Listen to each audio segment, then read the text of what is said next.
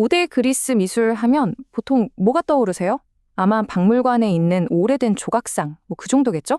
근데 만약에 그 조각상들이 오늘날 우리가 아름답다고 느끼는 모든 것의 뿌리, 그 시작점이라면 어떨까요?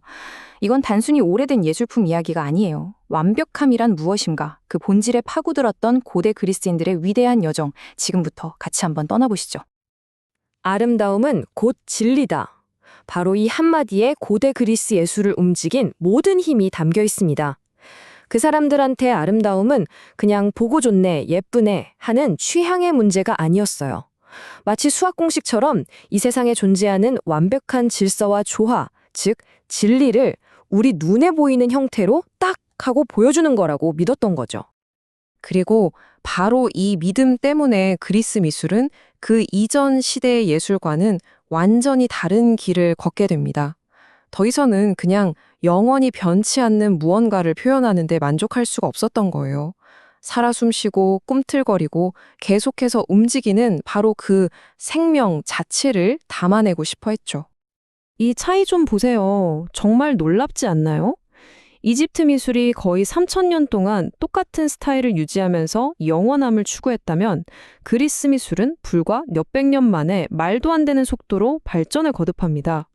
어제보다 오늘, 오늘보다 내일, 어떻게 하면 더 진짜처럼, 더 살아있는 것처럼 만들 수 있을까? 이걸 고민하면서 스스로를 계속해서 혁신한 거예요. 그럼 그 혁신의 한가운데에는 뭐가 있었을까요?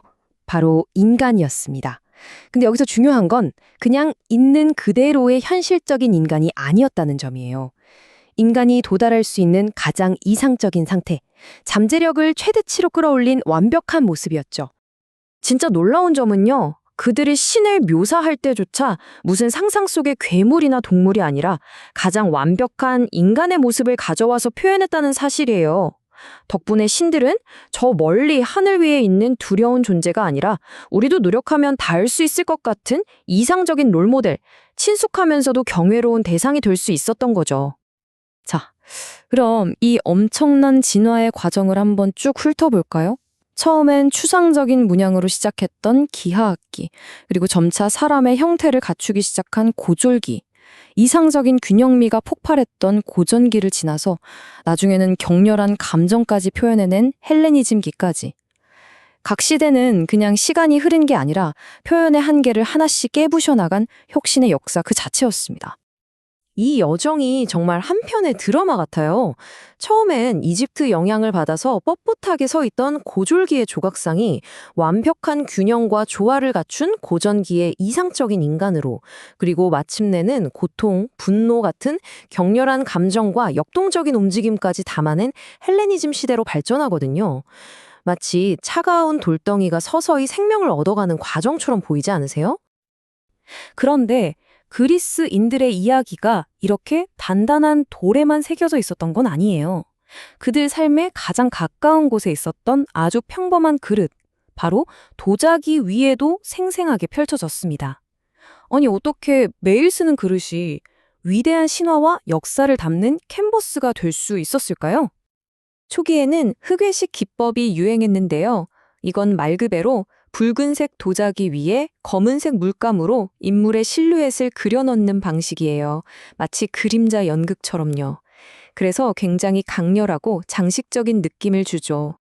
그런데 여기서 정말 기가 막힌 발상의 전환이 일어납니다.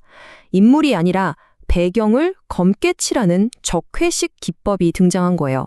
이렇게 하니까 어떻게 됐을까요? 예술가들이 붉은 바탕 위에 자유롭게 붓으로 선을 그려 넣으면서 인물의 섬세한 표정이나 옷주름, 살아있는 듯한 근육까지 다 표현할 수 있게 된 거죠. 표현의 자유도가 그냥 폭발해버린 겁니다.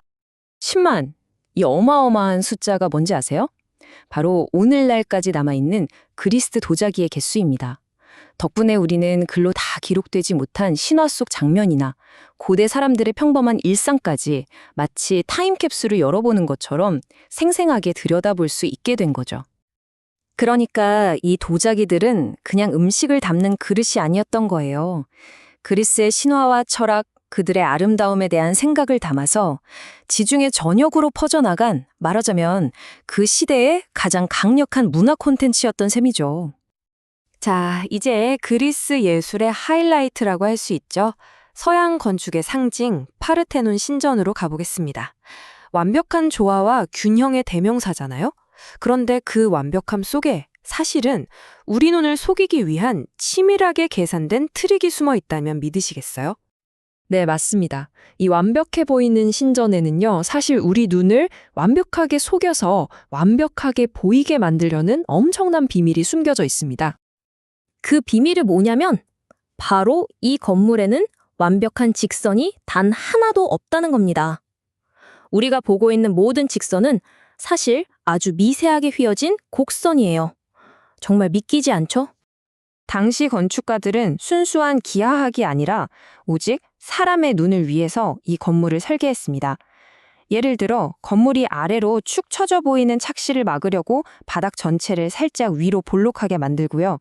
기둥이 가운데가 가늘어 보이는 걸 막으려고 일부러 가운데를 살짝 더 두껍게 만들었죠. 완벽함이란 절대적인 수치가 아니라 결국 인간이 어떻게 보느냐에 달려있다는 놀라운 통찰을 보여주는 겁니다. 이렇게 인간을 탐구하고 완벽한 아름다움을 추구했던 그리스의 정신은 당연히 고대에만 머무르지 않았습니다. 이 위대한 유산이 어떻게 서양 미술 전체의 뿌리가 될 수 있었을까요?